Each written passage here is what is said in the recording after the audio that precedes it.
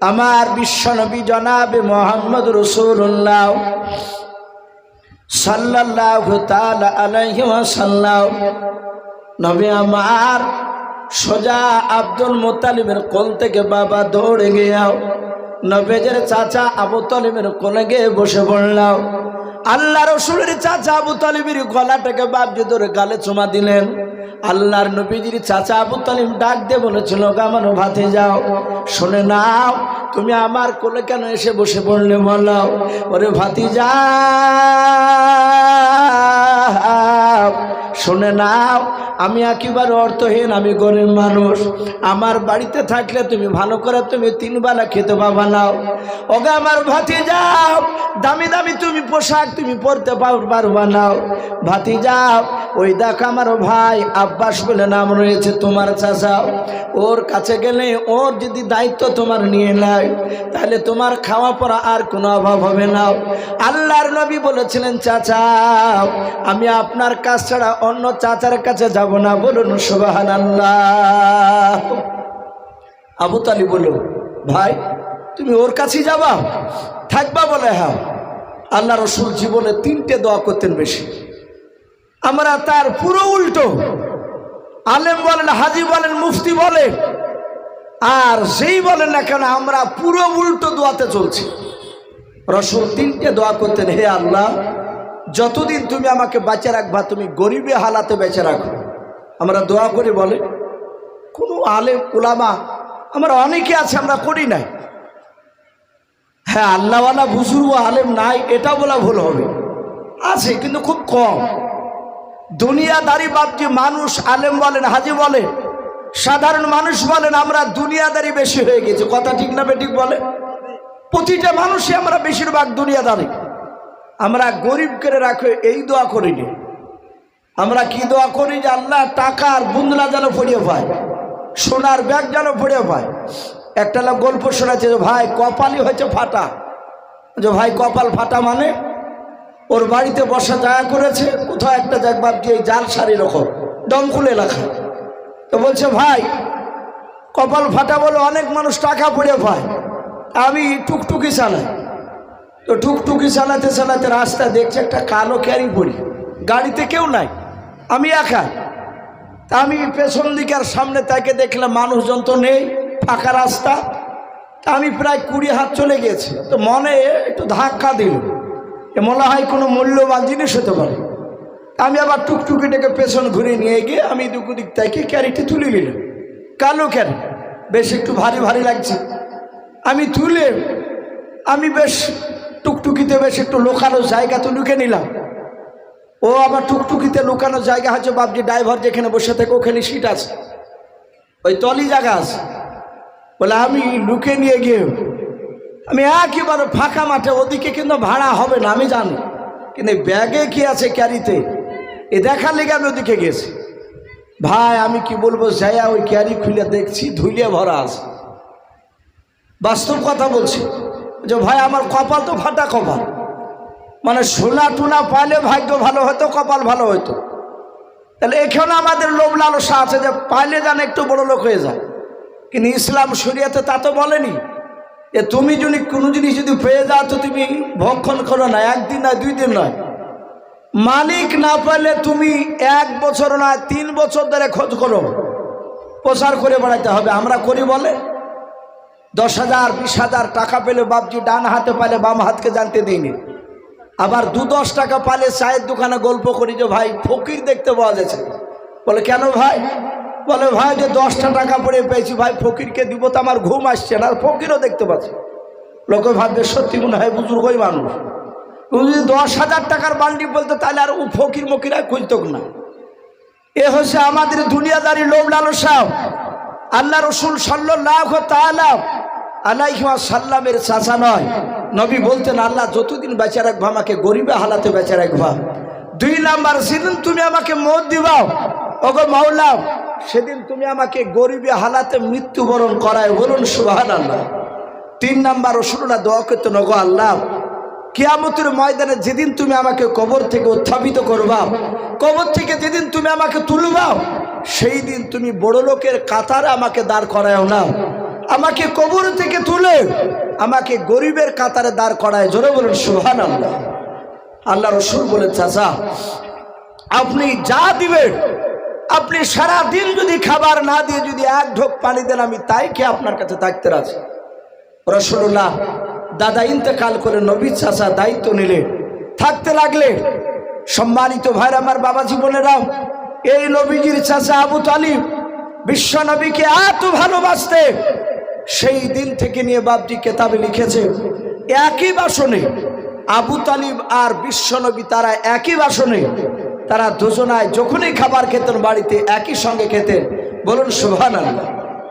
এভাবে খেতে খেতে বাপজি রাসূলুল্লাহর যখন ঠিক বিয়ে হলো, তারপর থেকে বাপজি খাবার আলাদা করে খেতে লাগলে। আবু তালিব বললেন, ভাতিজা আমি আর তোমার সাথে একসঙ্গে খাবার খাবো না, কারণ একসঙ্গে খাবার খাওয়ার তোমার সঙ্গী হয়ে গেছে, তোমার সাথী হয়েছে, সে হচ্ছে তোমার অর্ধাঙ্গিনী বিবি খাদিজাতুল কুবরা রাদিয়াল্লাহু তাআলা আনহা।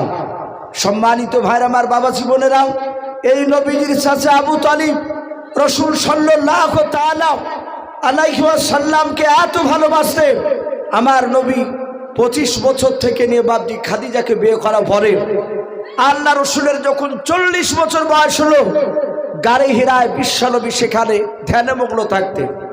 আমরা অনেকেই জানি 40 বছর বয়সে বাপজি কোরআন নাজিল হলো। বলুন আলহামদুলিল্লাহ।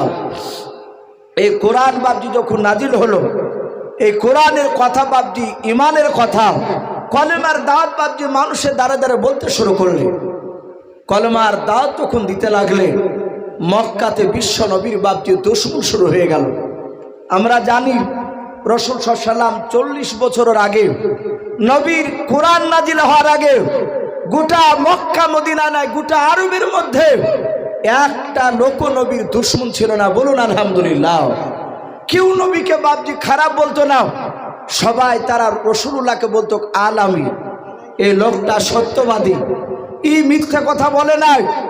আমার বিশ্ব নবী রহমতের নবীকে এত ভালোবাসতে, কিন্তু রাসূলুল্লাহ যখনই কলমার দাওয়াত দিতে শুরু করলেন, বললেন, চাচা এগুলার করা যাবে না, সোনাদান আগুন পূজা করা যাবে না, অনেকগুলোকে আপনি দেবতা বলে মানবেন, এগুলো করা চলবে না, এক আল্লাহকে মানা লাগবে। এবার শুরু হয়ে গেল বিশ্ব নবীর বাপজা আপনার দুশমন আবু জেহেলের চাঁদিটা বাপজি গরম হয়ে গেল, চুলগুলো খাড়া হয়ে গেল। তারা মিটিং ডেকে বলল, আজ থেকে মুহাম্মদ সাল্লাল্লাহু আলাইহি ওয়াসাল্লামকে আলামিন বলা যাবে না, সে বদমাই, সে খারাপ, সে একজন চিটার মানুষ। এরকম বাপজি রাসূলুল্লাহকে অনেক ন্যায়নায়িকেরা কথা বলতে শুরু করলো। সম্মানিত ভাইরা আমার, বাবা জীবনেরাও, কেতাবে লিখেছে নবী মক্কাতে কোরআন নাজিল হওয়ার পর থেকে নিয়ে 14 দিন ধরে রাসূলুল্লাহ মানুষের দ্বারে দ্বারে কলমার দাওয়াত দিতে গেলে। কদিন বললাম ভাই? 14 দিন। 14 দিন পার হয়ে 15 দিনকার দিন, কেউ কেউ বলেছে না 14 দিনকার দিন, কলমার দাওয়াত দিতে দিতে বাপজি মক্কার চৌরাস্তার মোড়ে গিয়েছে। আপনাদের গৌরীপুর থেকে যেমন বাপজি একটু বাজার জায়গা, বালিরঘাট, এই যে মহারাজপুর মোড়, আপনাদের মক্কানগরে বিশ্ব নবীজি বাপজি কলমার দাওয়াত নিয়ে গিয়েছে।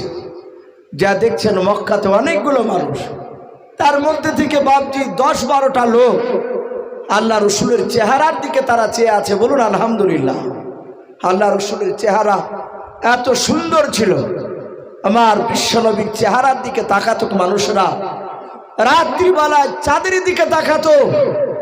অনেক মানুষ ঈমান আনত না, তারা বলতো যে আব্দুল্লাহর সন্তানের চেহারার দিকে তাকাতাম আর ওই চাঁদের দিকে দেখতাম, চাঁদে দাগ আছে তো মুহাম্মদ সাল্লাল্লাহু আলাইহি ওয়াসাল্লামের চেহারাতে দাগ নাই। বলুন সুবহানাল্লাহ। এত সুন্দর মক্কার লোকেরা রাসূলুল্লাহর দিকে তাকাচ্ছে। নবী তাদেরকে মধুর সুরে ডাকলেন, আর 10টা লোক নবীর কাছে এসে বাপজি তারা গোল করে ঘেরাও করে বলল, ভাই তোমার নাম কি? নবী বললেন, আমার নাম মুহাম্মদ সাল্লাল্লাহু আলাইহি ওয়াসাল্লাম। আল্লাহ রসুল তাদেরকে কলেমার দাওয়াত দিছিলেন। ওই 10 থেকে বাপজি আপনার 8 থেকে 10টা মানুষ, তারা রাসূলুল্লাহর কলেমা বাপজি তারা শুনছিল। আর ওই সময়তে বাপজি বেঈমান আবু জেহেল, উতবা, শাইবা, আবু সুফিয়ান, আবু লাহাব, এইসব কুখ্যাত বাপজি মক্কার তাবুর তাবুর বাপজি নেতা, মক্কার কাফিররা, বেঈমানরা বাপজি তারা আবু জেহেলের দল, ছয় নয় 5-6 জনা বাপজি তারা চলে গেল রাসূলুল্লাহর কাছে।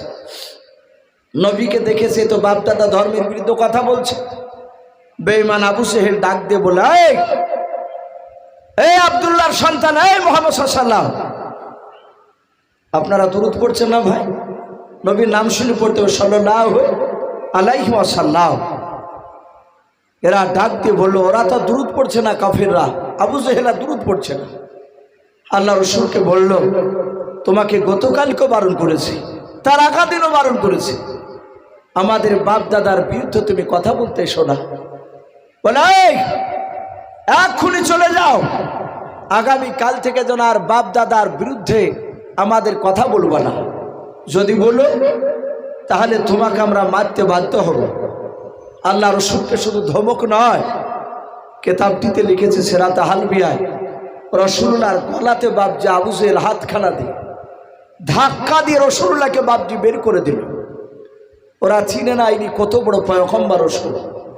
আল্লাহ রসুলের ব্যাপারে বলা হয়েছে, আমার নবী দুনিয়াতে যতবার হাসতে ততবারই জান্নাতের মর্যাদা আল্লাহ বাড়িয়ে দিতেন। বলুন সুবহানাল্লাহ। জান্নাতকে তত সৌন্দর্য করতেন। এত নবী আমার দাবি, সেই দাবি নবীকে আবু জেহেল চিনতে পারল না, গলায় ধাক্কা দিয়ে রাসূলুল্লাহকে বের করে দিল। বারণ করলো, আগামী কাল থেকে আর কলেমার দাওয়াত দিবি না। ওই সময় তো হঠাৎ করে দেখছে আবু তালিব রাসূলুল্লাহর আপন চাচা, এই আবু তালিব মক্কা নগরে গিয়ে দেখছে ওই সব নেতারা আবু জেহেলরা। আর আবু তালিবও বাপজি কোরাইশ বংশের, উনি একজন বড় নেতা। আবু তালিব গিয়ে বলল, ভাই কি ব্যাপার, এই নেতাগুলো সব একসঙ্গে দেখতে পাওয়া যাচ্ছে? ওরা বলল, ভাই আমরা এখানে একটা কাজে এসেছিলাম। সবারই মুখটা হাসি, আর দেখছে আবু জেহেলের মনটা ভারী। রাসূলুল্লাহর আপন চাচা আবু তালিব বলল, ভাই কি ব্যাপার, মনটা তো মনক্ষণ অবস্থায় দেখাচ্ছে কেন, ভারী কেন? আবু জেহেল বলল, ভাই আবু তালিব, তোমার ভাতিজার খবর তুমি শোনো নাই? তুমি জানো তোমার ভাতিজার ব্যাপারে? আবু তালিব বলল, ভাই আমি জানি। বলে, আমার ভাতিজা আজ 1 নয় 2 নয় 14 দিন ধরে কলমার দাওয়াত দিতে শুরু করেছে, নতুন দিনের দাওয়াত দিচ্ছে। আবু জেহেল বলল, ভাই আবু তালিব শুনে নাও, আমি তোমার সম্মানের দিকে লক্ষ্য করে তোমার ভাতিজার গায়ে হাত তুলিনি। ভাই আবু তালিব শুনে নাও, আমি তোমার ভাতিজাকে গলায় ধাক্কা দিয়ে বের করে দিয়েছি, সাবধান করে দিয়েছি। আজকে তুমি রাত্রিবেলায় গিয়ে তোমার ভাতিজাকে বারণ করবা। যদি তোমার ভাতিজাও আগামী কাল থেকে যদি আমাদের বাপ দাদা ধর্মের বিরুদ্ধে কথা বলা বন্ধ না করে, আমরা মারতে বাধ্য হব। যখনই মারতে বাধ্য হব বলেছে, আর ওই সময়তে আবু তালিবের চোখ দিয়ে ঝরঝর করে পানি ঝরতে লাগলো। কাকে মারতে চেয়েছে একটু কথা বলো? ভাইপোকে রাসূলুল্লাহকে। চোখ দিয়ে পানি ঝরছে আবু তালিবের। অথচ আবু তালিব আবু জেহেলকে বলল, ভাই আমি তো মুহাম্মদ সাল্লাল্লাহু আলাইহি ওয়াসাল্লামের দ্বীনকে মানি না, আমি রাসূলুল্লাহর কলেমাকে আমি পড়িনি, আমি আমার বাপ দাদার ধর্মের উপর আমি বিশ্বাসী। আবু জেহেল বলল, তা নাহি জানি, তুমি মানো না এটা ভালো কথা, কিন্তু তোমার ভাতিজা আমাদের চরম ক্ষতি করেছে। আস্তে আস্তে দেখা যাচ্ছে তার দিকে লোক চলে যাচ্ছে। বলুন সুবহানাল্লাহ। রাসূলুল্লাহর জামানায় কলেমাকে যত চেষ্টা করেছে দাবিয়ে রাখা, কলেমা তত তাড়াতাড়ি প্রচার হয়েছে। বলুন সুবহানাল্লাহ। বর্তমানও তাই। বর্তমান মানুষ বাপজি এক শ্রেণীর বেঈমানেরা, সবাই নয়, এক শ্রেণীর বাপজি ইসলাম বিরোধী লোক রয়েছে, তারা চক্রান্ত চালাচ্ছে ইসলামকে দুনিয়ার বুক থেকে মিটিয়ে দেবে, কিন্তু পারবে না। কিন্তু দুনিয়ার বাপজি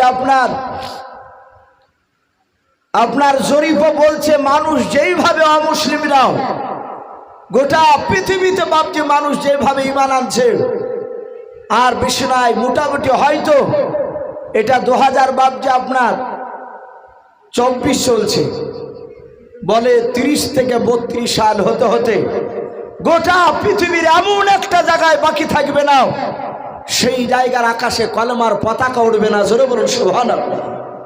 কলেমার পতাকা উঠবে, মানুষ এমনভাবে ঈমান আনছে, চেষ্টা করছে বাপজি, না পারবে না।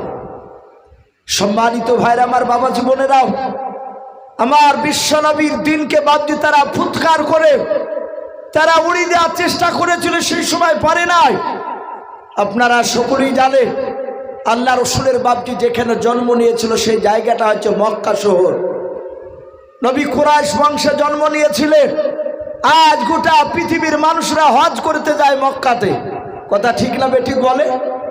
মক্কাতে যায় লক্ষ লক্ষ টাকা খরচ করে। রাসূলুল্লাহ জন্ম নেওয়ার আগেও মক্কা নগরে বাপজি মানুষরা, গোটা পৃথিবীর মানুষ হজ করতে যেত। কথা সত্য না মিথ্যা একটু জোরে বলুন? তারা হজে যেত। রাসূলুল্লাহ দুনিয়াতে আসার আগে তখনকার হজের নিয়ম ছিল আলাদা, আর এখন নিয়ম হয়েছে আলাদা।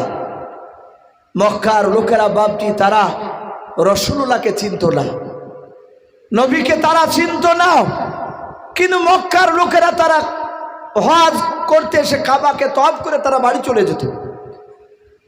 আল্লাহ রসুল মক্কা নগরে কলেমার দাওয়াত দিয়েছে, মানুষরা সবাই মানে নাই। আল্লাহ রসুলের বড় মনের তামান্না, বড় আশা। রাসূলুল্লাহকে কেউ এসে বলেছে, ওগো মুহাম্মদ সাল্লাল্লাহু আলাইহি ওয়াসাল্লাম, তুমি যে নতুন মানুষের কাছে গিয়ে কলেমার দাওয়াত দাও, শোনো, গত কালকে নয় আগামীকাল খবর পেয়েছি মদিনা থেকে এক নয় দুই নয়, মক্কা থেকে মদিনা অনেক দূর, মদিনা থেকে এক নয় দুই নয় প্রায় 50টা লোক তারা আগামীকাল আসবে হজ করতে। রাসূল বলেন, সঠিক খবর বলে? তারা দেখলো সত্যি 50 জন এসে তারা এক একটা জায়গায় মরুভূমির ময়দানে তারা 10 জন করে থাকার সেরকম তাম্বু টাঙিয়েছে, 5টা তাম্বু গেড়েছে। আল্লাহ রসুল শুনতে পেলে নবী সন্ধ্যার দিকে বাপজি নবীও চলে গিয়েছে ওই ময়দানে। সেই ময়দানে মক্কার 50টা লোক আছে। ওই ময়দানের এক প্রান্তরে আল্লাহ রসুল বাপজি উনিও গিয়ে তাম্বু টাঙিয়ে রাসূলুল্লাহ বসে কোরআন তেলাওয়াত করছে। বলুন সুবহানাল্লাহ। নবীজির মনে তামান্না আশা, মক্কার লোকেরা এরা আমার কথাকে তারা সবাই মানেনি, এরা কলেমাকে তারা মেনে নেয়নি।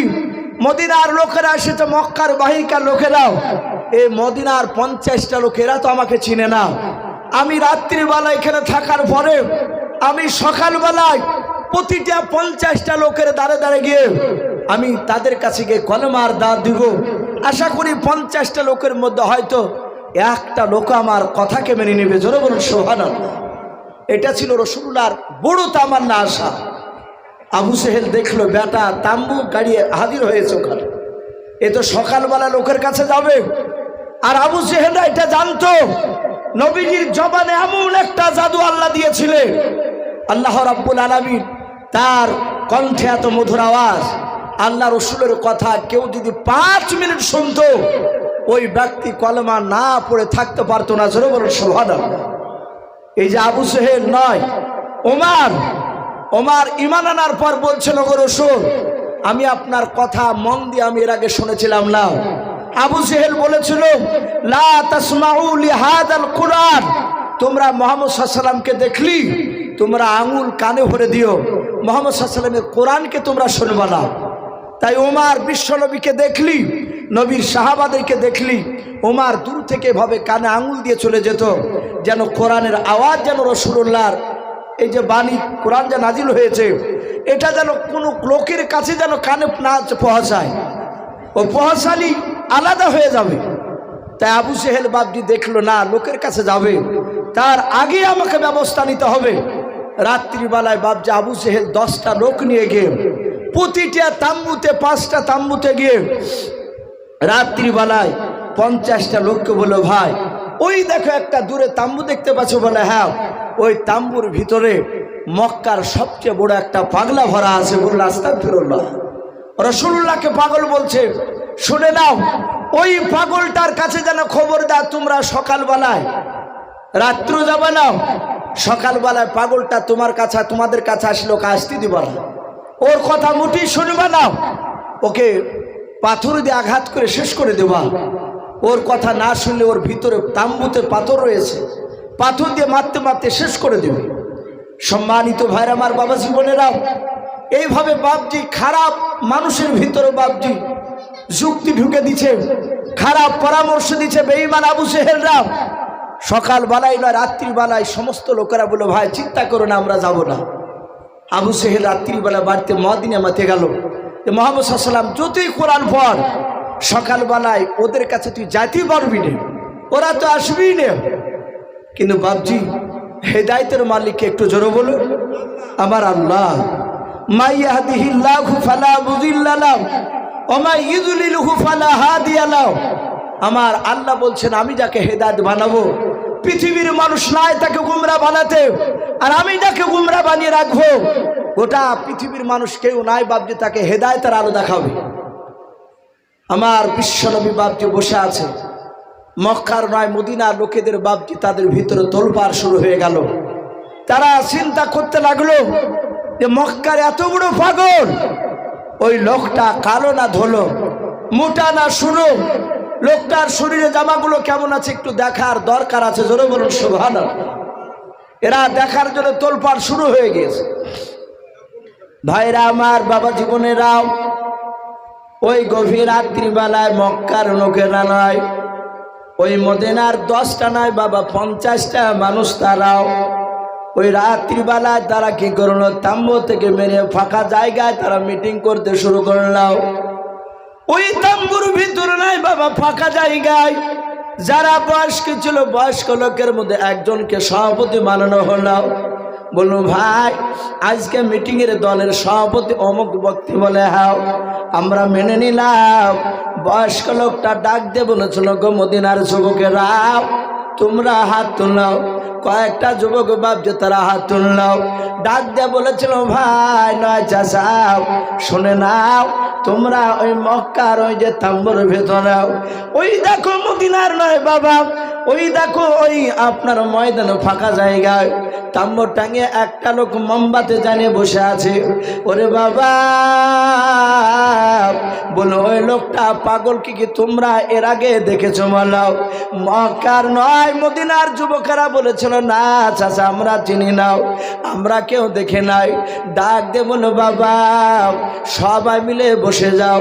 বসার পর বলল 10টা যুবক তোমরা দাঁড়িয়ে যাও। 10টা যুবক দাঁড়িয়ে গেল।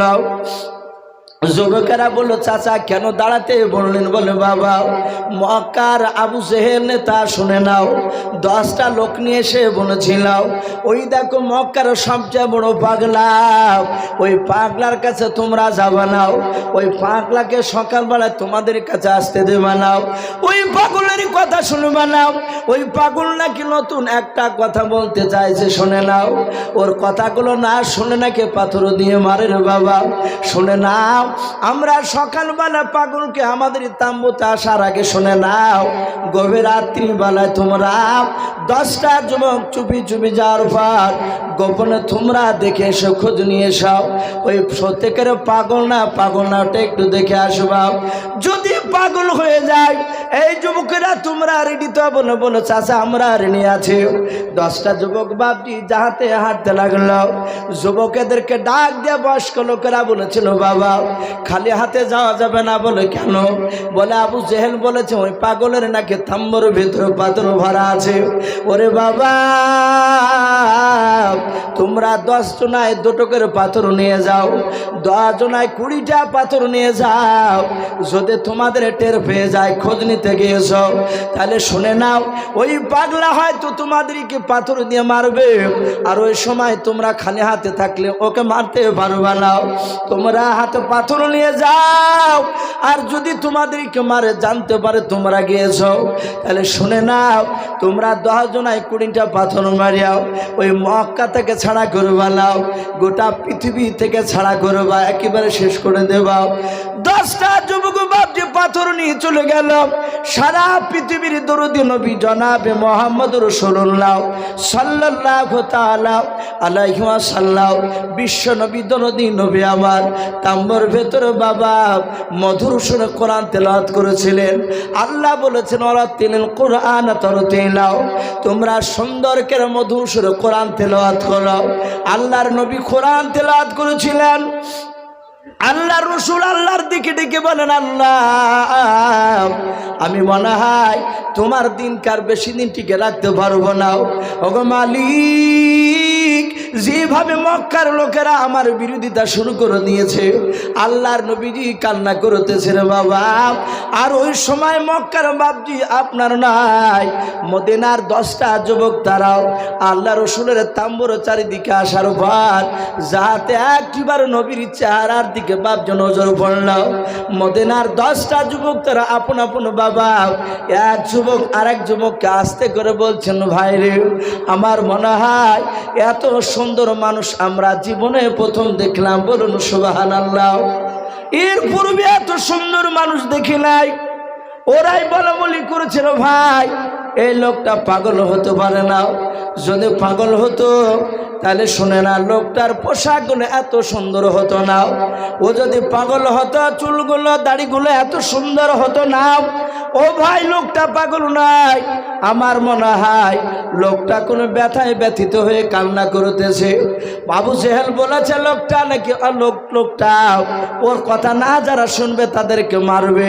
ওরে ভাই, আমাদের ধারণা এই লোকটার দ্বারাই কাউকে মারা সম্ভব না। অনেক মানুষ আছে ভাই, অনেক দামি মানুষ, অথচ বাপজি তার কাছে একটা ছোট্ট গরিব মানুষ, ছোট ছেলে গিয়ে সালাম দিবে, কথা বলবে, সেও কথা বলবে। আবার কিছু মানুষ আছে বাপজি তার চেহারার দিকে তাকাতে ভয় পায়। একটা মানুষকে বলছে, ভাই অমুক চাচা নাই? বলে আছে তো। বলে কোথায়? বলো চায়ের দোকানে যাও, সোজা গেলে দেখতে পাবো। ছেলেটা যাওয়ার পরই দেখি আবার ঘুরে চলে আসছে। যাদেরকে জিজ্ঞাসা করেছিল তারা বলল, বাবা তুমি গেলে আর আসলে পেলে না ওকে? বলে পেয়েছি, কিন্তু সাহস করে কথা বলতে পারি না। এটা রাসূলুল্লাহর শান নয়। আমার বিশ্বনবী এমনভাবে কথা বলতে, এমনভাবে থাকতে, প্রতিটা মানুষ নবীর সাথে কথা বলার ভয় পেতে না। বলুন আলহামদুলিল্লাহ। সম্মানিত ভাইরা, আমার বাবা জীবনেরা, কিন্তু আমরা অনেক তাকাব্বুর আমাদের ভিতরে অনেক চলে আসে। একটু বড় কিছু হয়ে গেলে একটা ছোট ছেলে হয়তো যদি এসে গায়ে হাত থেকে দেয়, অনেক মানুষ চড় মেরে দেয়, বেয়াদব তুই দেখতে পাচ্ছিস না আমি খেয়ে? অথচ মুসলমান সে হয়তো জানে না যে ওই কথাটা ধমক কিংবা মারার, গরু মুখের কথা বলার কারণে হয়তো আল্লাহ তাকে কিয়ামতের ময়দানে হয়তো আটকে দিবে জান্নাতে থেকে। আল্লাহ রসুল তার আখলাক চরিত্র রাসূলুল্লাহর মতো বাপজি হতে বলেছে। আমার বিশ্বনবী রহমাতুল্লিল আলামিন সাল্লামের কথা বাপজি তারা বলা বলি করছে, ভাই এই লোকটা পাগল হতে পারে নাই। তাদের বাড়ি হচ্ছে মদিনায়। 10 জনায় বলা বলি করছে, নবীর কানে আওয়াজ গিয়েছে। আমার বিশ্বনবী বলে, কে গো? আমার তাম্বুর বাইরে কারা গুনগুন করে? মদিনার যুবকেরা বলা বলে করতে লাগলো, ভাই আর পালানো যাবে না। আল্লাহ রসুলের বাপ যে আপনার চেহারার দিকে চেয়াও। আল্লাহর নবী বলেন, ওগো বাবা তোমরা দূরে থেকেও না, কাছে চলে এসো। আল্লাহর নবীজির কাছে বাপ যে চলে গেল। আল্লাহর নবী বলেন, বাবা আমার মনে হয় তোমাদের বাড়ি মক্কা নগরে নয়। যুবক ছেলেরা বলেছিল, ওগো ভাই আমাদের বাড়ি মক্কা নগরে নয়, আমাদের বাড়ি মদিনা শরীফে। বলে, ভাই তোমাদের কাছে কি রাত্রিবেলা আবু জেহেল যায় না? বলে, হ্যাঁ গিয়েছিল। আপনার ব্যাপারে তারা বলেছে আপনি নাকি পাগল। ওগো ভাই যুবক, আমরা তোমাকে চিনি নাই, আমরা আজ প্রথমে তোমাকে দেখতে এসেছি। শুনে নাও, দয়া করে তোমার পরিচয়টা দিয়ে দাও। তুমি এত সুন্দর খেয়ে চেহারা, এত এমন গলার আওয়াজ, বিশ্বনবী যত বাপজি কথা বলছেন বাবা, এরা তত বাপজি মুক্ত হয়ে যাচ্ছে। আল্লাহর নবী জনাবে মোহাম্মদ রাসূলুল্লাহ সাল্লাল্লাহু তাআলা আলাইহি ওয়াসাল্লাম ডাক দিয়ে বলেছিলেন, ওরে আমার ভাই তোমরা আমাকে চিনতে পারো না? বলে না। বলে, আমি ওমা আরসালনাকা ইল্লা রাহমাতাল লিল আলামিন। আল্লাহ বলেছেন, ওরে আমার বান্দারা শুনে নাও, আমি আমার রহমতের ভান্ডার থেকে রহমতের নবীকে আমি তোমাদের কাছে রহমতের নবী করে পাঠিয়েছি। বলুন সুবহানাল্লাহ। আল্লাহ রসুল বলেন, ওরে যুবক ভাই শুনে নাও, আল্লাহ আমাকে নবী রসুল করে পাঠিয়েছে জান্নাতের রাস্তা দেখানোর জন্য, জাহান্নাম থেকে মানুষকে ফিরিয়ে আনার জন্য। ওরে আমার যুবক ভাইরা, তোমরা আমাকে এখনো কি চিনতে পারো নাই? তারা রসুলের 5 মিনিট পরে বাপজি নবীর গান শুনল। ওরা আর থাকতে পারলো না, 7 পড়তে লাগলো। একটু পড়ুন কলমা লা ইলাহা ইল্লাল্লাহ, একটু মহব্বত পড়ুন লা ইলাহা ইলাহা ইল্লাল্লাহু মুহাম্মাদুর রাসূলুল্লাহ সাল্লাল্লাহু তাআলা আলাইহি ওয়াসাল্লাম। আল্লাহ রাসূলের পাশে বাপজি দাঁড়িয়ে তারা থম মেরে দাঁড়িয়ে আছে।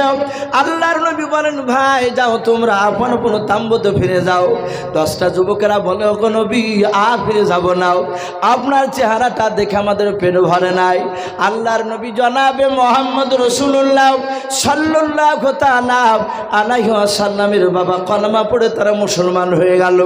ওইদিকে যে বাপ যে 40 জন বৃদ্ধ লোকেরা তারা ছিল, তারা কয়েক ঘন্টা ধরে দেখলো যুবকরা আসে নাই। ওরা মনে মনে চিন্তা করলো, কি ব্যাপার, মুহাম্মদ সাল্লাল্লাহু আলাইহি ওয়াসাল্লাম পাগলটাকে মেরে দিল নাকি? ওরা 40 জন আসার পর দেখে বাবা আল্লাহর নবীকে গোল করে ঘেরা করে নিয়ে তারা সবাই থো মেরে দাঁড়িয়ে আল্লাহ নবীজির কথাগুলো শুনছিল। বলুন সুবহানাল্লাহ। এরা পেছন দিকে এসে বলে, এই যুবকেরা, এই কতক্ষণ ধরে এখানে দাঁড়িয়ে থাকে? এরা চিৎকার করছে, পেছন দিকে একজনাও ঘুরে দেখে নাই। বলুন সুবহানাল্লাহ। নবীকে দেখতে পেয়েছে। ওরা যুবক ছেলেকে এভাবে ফাড়ি দিয়ে ওই 40 জনের রসুলের দিকে নজর পড়ল। ওরাও নবীর 5 মিনিট বয়ান শোনার পরে ওরা সবাই কলমা পড়ে মুসলমান হয়ে গেল। বলুন সুবহানাল্লাহ। ওদের বাড়ি কোথায় বললাম? মদিনায়। গিয়েছে হজ করতে। রাসূলুল্লাহ মদিনাতে পা রাখেনি তখনও, নবী যায়নি মদিনায়। হিজরত করার আগেকার ঘটনা এগুলো। আবু জেহেল চেষ্টা করেছিল, তার উদ্দেশ্য ছিল মুহাম্মদ সাল্লাল্লাহু আলাইহি ওয়াসাল্লামের কাছে যেন একটা লোক না যায়, গেলি বিপদ। ওর উদ্দেশ্য ছিল না যায়, না গেলে নবীর দলে ওরা হতে পারবে না। আবু জেহেল চেষ্টা করলো বাধা দেওয়ার, অথচ 50 জনায় কলমা পড়ে তারা মদিনা থেকে কলমার দাওয়াত দিচ্ছে। বলুন আলহামদুলিল্লাহ। পারবে না, সে যতই চেষ্টা করুক না কেন দিনকে বাপজি আপনার দাবি রাখার কিন্তু পারবে না। তাই আবু তালিবের ঘটনা আমি বলছিলাম। আবু তালিবকে ডাক দিয়ে ওই আবু জেহেলরা বলল, তোমার ভাতিজাকে বারণ করে দিও, আগামী কাল যদি কলমার দাওয়াত দেয় তাহলে আমরা মারতে বাধ্য হব। বলে ঠিক আছে, আশা করি আমি বললে আমার কথা মেনে নেবে, আমার বিশ্বনবীর কাছ থেকে বাপজি নয়। আবু জেহেল বলল আবু তালিবকে, ভাই শুধু তাই নয়, শুনে নাও, তোমার ভাতিজা যদি কলমার দাওয়াত দেওয়া বন্ধ করে দেয় তাহলে তোমার ভাতিজাকে আমরা 3টে পুরস্কার দেব। বলে কি? বলে 1 নম্বর পুরস্কার, গোটা আরবের মধ্যে সবচেয়ে 1 নম্বর তাকে উচ্চ সম্মানের অধিকারী করা হবে। 2 নাম্বার 200টা উট দিব, টাকা লাগবে না। 3 নাম্বার এই মক্কা নগরের সবচেয়ে বড় খাজুর বাগান, মুহাম্মদ সাল্লাল্লাহু আলাইহি ওয়াসাল্লাম যেটা চাইবে সেই বাগানটায় আরবের তরফ থেকে তাকে হাদিয়া করে দেওয়া হবে, অমনি দান করে দিব। এই 3টা জিনিস পেয়ে গেলে তোমার ভাতিজার আর কোনো কিছু করতে হবে না। এই 3টা জিনিস পাওয়া মানে বিরাট বড় লোক। আবু তালিব বলল ঠিক আছে, রাত্রিকে বলবো। আবু তালিব বাড়ি চলে আসলো। রসুলকে নিয়ে 8 বছর থেকে নিয়ে বাপজি 25 বছর পর্যন্ত, এই পুরা কয়েক বছর আবু তালিব একই সঙ্গে খাবার খেতে। আবার 25 বছর থেকে রাসূলুল্লাহর 25 বছর খাদিজার সাথে বিয়ে দিয়ে 40 বছর পর্যন্ত নয়, তারও কয়েকদিন আবু তালিবের সাথে আর একসঙ্গে বাসনে খাবার খায়নি নবী, খাদিজার সাথে খেতে। আবু তালিব বাড়িতে এসে তার বিবিকে বলল, বিবি একটা বাসনে 2টো মানুষের খাবার সাজাও। খাদিজা নয়, আবু তালিবের স্ত্রী বলল, প্রাণের স্বামী